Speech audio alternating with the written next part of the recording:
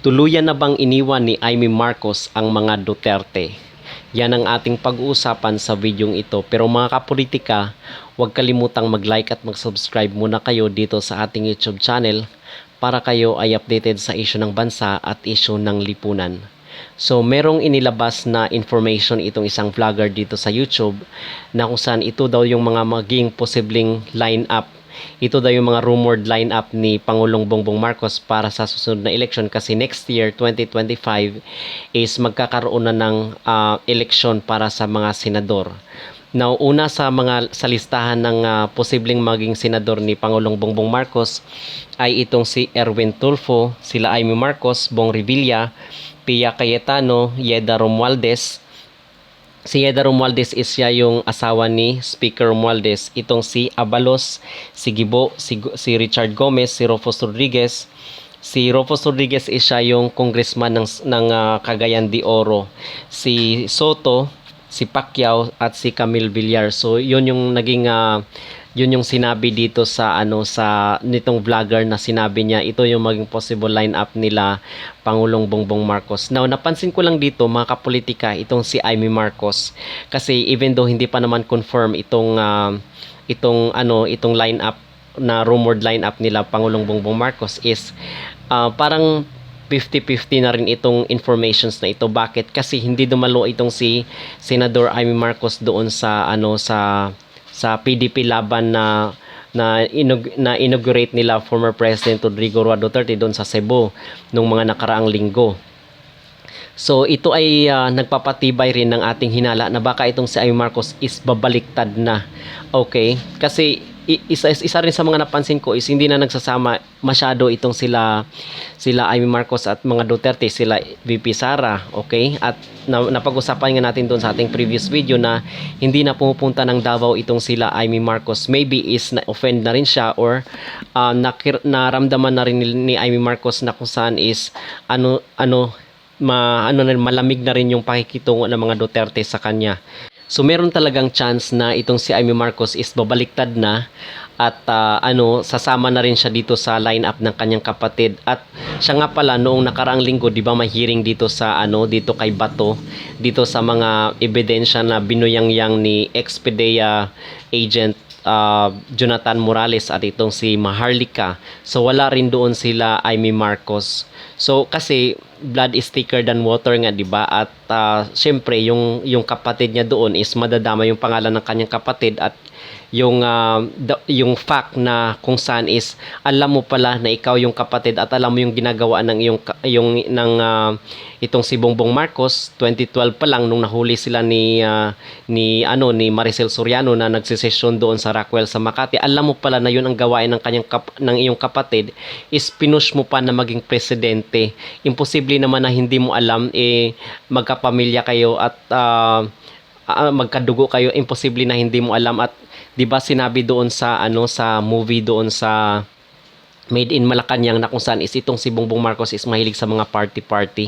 Siya nga pala sabi doon is ayaw sana ni Amy Marcos na isama yung line doon na sinabi na mahilig sa party itong si Bongbong Marcos at mahilig sa mga galaan, pero ayaw ni Amy Marcos na isali yun. Pero ang sabi ni Daryl Yap is hindi pwede kasi nasa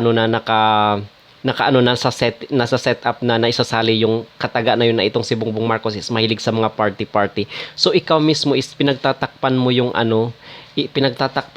gawain ng iyong kapatid at pinush mo pa talaga na maging presidente. At doon nga sa ating previous video na pag-usapan natin na 2014 pa lang nung nagkayulanda dyan sa Leyte is kinausap mo na itong si former President Duterte na kung saan is mabango pa noon ang Davao at itong mga Duterte sinakyan nyo at isa ka sa naging sponsor ng mga Duterte dito sa kanyang pagtakbo bilang presidente noong 2016. At ang sabi doon is naging sponsor ka at umanib ka sa mga Duterte. At itong si former President Duterte kasi ayaw niyang asanang tumakbong presidente kasi nga matanda na siya. And in fact noong months before na bumaba itong si former President Duterte dyan sa Malacanang is nag-impake na siya kasi gusto niya nang umuwi ng Davao City. So itong sila Amy Marcos nakaplano lahat yan kung paano sila bumalik dito sa Malacanang. So, noong 2014, 2015, 2016, meron ng mga video na kung saan is binibihisa na itong si Bongbong Marcos at pinapabango yung kanyang pamilya. At nung ano nga, di ba, in-interview siya dito sa, sa isa sa mga media, is sabi niya, kailangan daw maibalik yung kanilang pangalan at makabangon uli yung kanilang pangalan. So, doon pa lang sa pronouncement mo na yun is alam mo na kung saan is tumakbo pala kayo, bumalik kayo dyan sa Malacanang para i-redeem inyong pangalan. Pero sad to say, parang hindi naman nangyari yon at parang nalugmok pa ng tuluyan Amy Marcos. So dapat itong si Amy Marcos is dapat maging partial sa at panindigan niya, kasi sinabi mo doon sa iyong interview na kung saan sabi mo kahit ikaw lang mag-isa na maging supporter ng Duterte is hindi mo sila iiwan. Okay, paanong sinasabi mo na hindi iwan? Dito pa nga lang sa di ba? Dito pa nga lang sa hearing sa Senado dito sa information na inilabas ni Jonathan Morales is wala ka na nga, absent ka na nga. Paano mo masasabi na hindi mo iiwan itong mga Duterte at hindi mo lang kaibigan, hindi kundi matalik na kaibigan. Okay, so ito pa lang talagang dito mo makita na itong pagtakbo ni Bongbong Marcos at pinupush nga itong si Amy Marcos na maging Vice President is hindi pala para talaga sa mga Pilipino, kundi yung mabangon yung inyong pangalan, yung inyong apelyido diyan sa papatalsik sa iyong papa diyan sa Malacanang. Okay? At kung totoo man yung sinasabi na para sa bayan, sana is maging equal yung iyong tingin dito sa mga issue, especially dito sa pag-attend mo sa hearing sa Senado na wala ka doon. At isa rin sa mga pag-uusapan natin mga kapolitika is itong si Bong Revilla. Itong si Bong Revilla is, kung inyong maalala, is nakulong ito dahil sa corruption dyan sa kasama itong si Janet Lim na police, itong mga peking NGO na kung saan is na figure out na kung saan is yung mga pera pala is nabubulsa. Kasama mo nga dito sila sila Enrile, sila Estrada. So kayo is na nakulong itong mga taong ito dahil sa graft and corruption diyan sa gobyerno at dito sa peking NGO. So kung hindi naging presidente itong si former President Duterte is siguro nakakulong pa sila ngayon kung hindi sila tinulungan ni former President Duterte na magkaroon ng pardon, kasi dumikit nga ito sa mga Duterte at nung time na yon is malakas at mabango pa at may impluwensya pa sa gobyerno itong former president.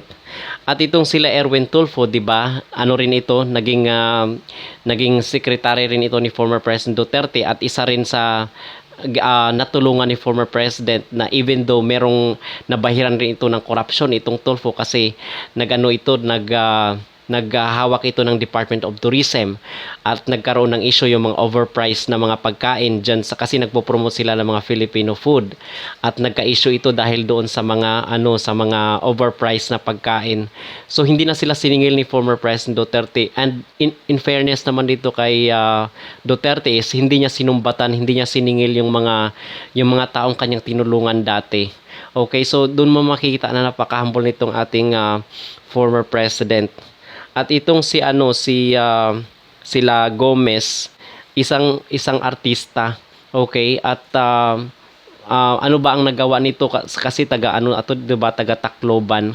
So ano ba ang nagawa ni Richard Gomez dito sa Tacloban? So dapat para sa susunod na election is mag-isip-isip na rin ang mga tao na yung sinasabing vote wisely is mai-apply naman, maging literal naman sa mga Pilipino at hindi lang basta-basta na nadadala tayo dito sa mga popularities ng mga taong ito. At itong sila Bong Revilla, isa rin ito sa mga natulungan dati ni former President Duterte na kung saan is napalaya siya dyan sa piitan. So yun lamang ang ating masasabi, na dapat itong susunod na election is hindi naman sila Duterte ang nawalan, kundi sila, kasi itong si Duterte is kaya niyang maipanalo yung kanyang mga manok even though wala itong mga taong ito, kasi doon sa survey ng Oculum is nasa number 1 pa nga itong si Duterte. Okay, siguro pumanig lang sila dito sa kasalukuyang administrasyon for the sake na mabibigyan sila ng budget. Mga kapolitika, huwag kalimutang mag-like at mag-subscribe muna kayo dito sa ating YouTube channel para kayo ay updated sa issue ng bansa at issue ng lipunan.